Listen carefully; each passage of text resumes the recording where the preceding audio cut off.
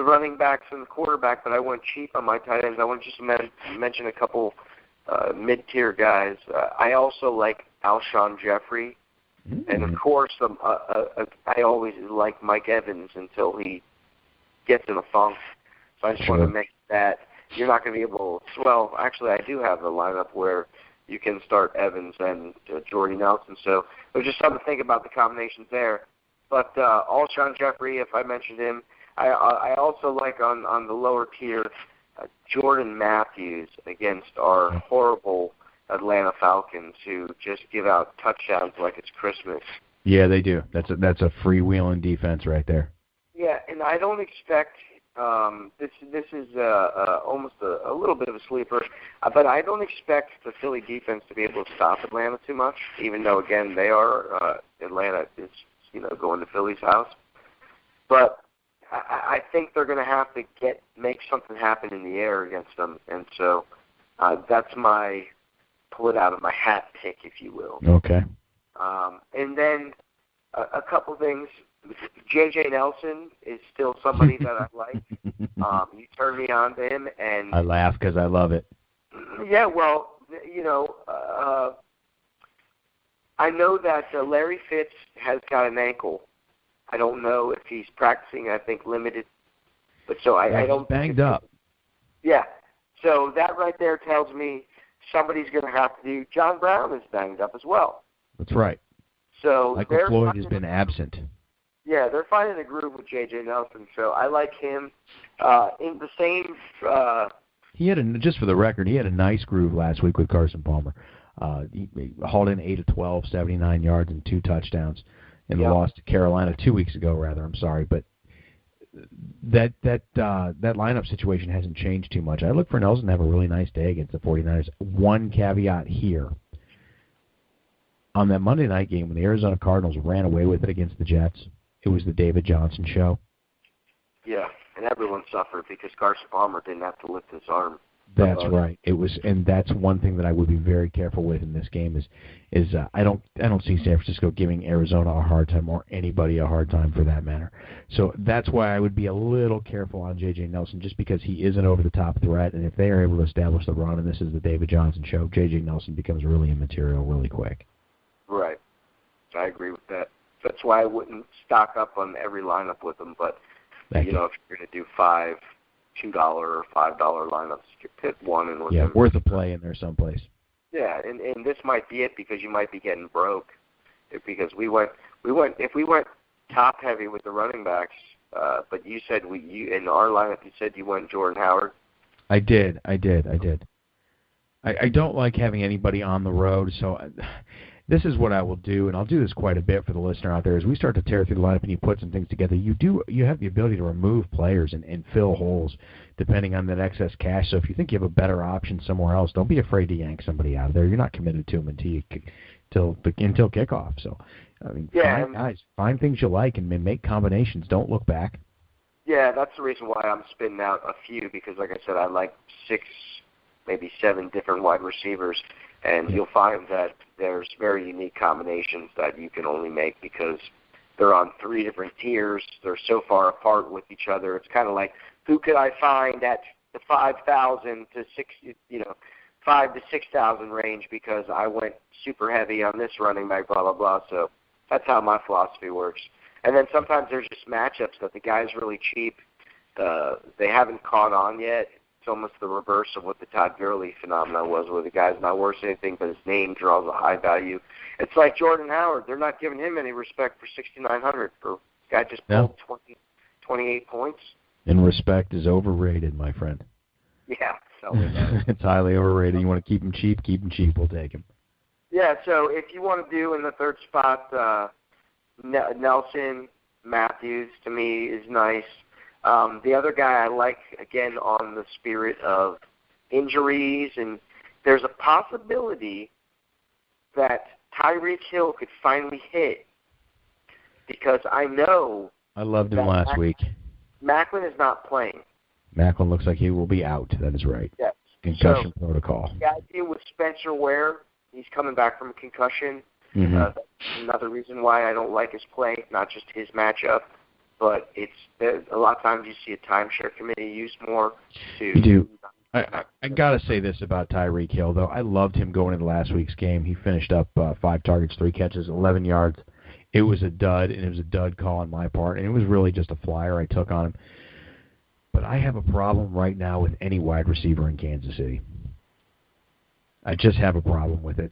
These guys have gone against defenses that have been ranked 25 and higher for the last 5 weeks, and they're just not putting up monster numbers at the wide receiver position. When 2 weeks ago, when Jeremy Maclin found the end zone, I about shit my pants. I was shocked that they threw to a wide receiver inside the 20. So Tyreek Hill, as cheap as he is, he scares me, but I think that there's a couple other guys out there that might start falling into categories of being very interesting right in that same price category. But just my thoughts, so carry on. I'm sorry. No. Who would you like at like I said, 4,700? Because when I made my lineup, I was forced. Like I said, you were tied into that position.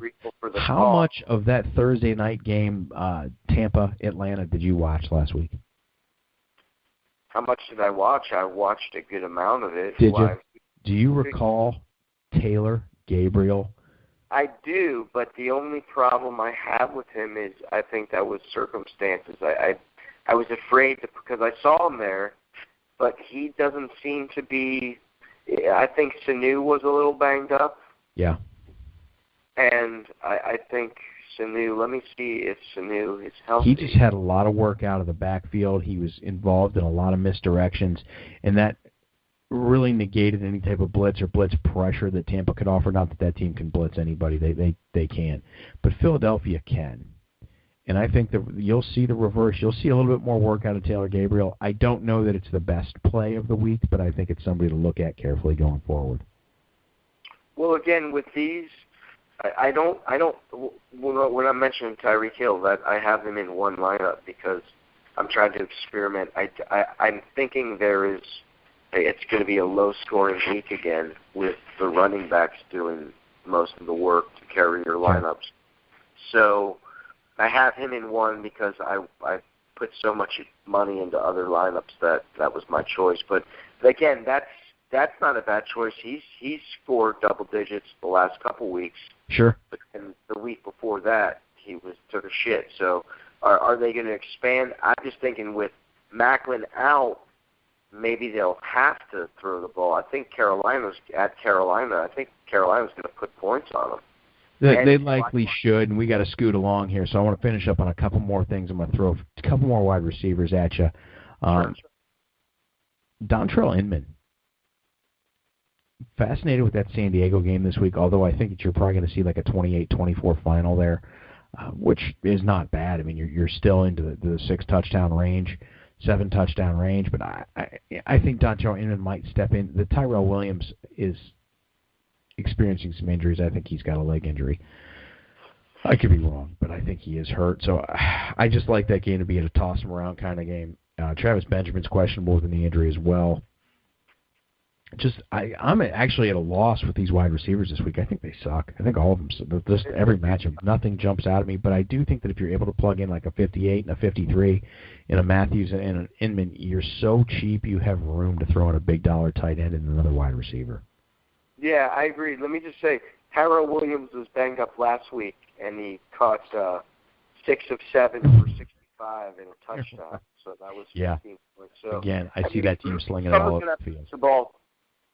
You know, with what you just talked about, how the matchups kind of suck and nothing jumps out at you, the receiving corps as a whole for Los Angeles looks good this week based upon the matchup against the Jets. But again, it's pick which one. Yeah, Kenny Britt seems to be the most successful, so Kenny Britt might be a good start this week. So sure. Maybe that Jets secondary sucks. Yeah. The same thing, and with that, Cole Beasley is also a pretty good look. He was the second guy I was going to ask you about. Is Cole Beasley against the Steelers?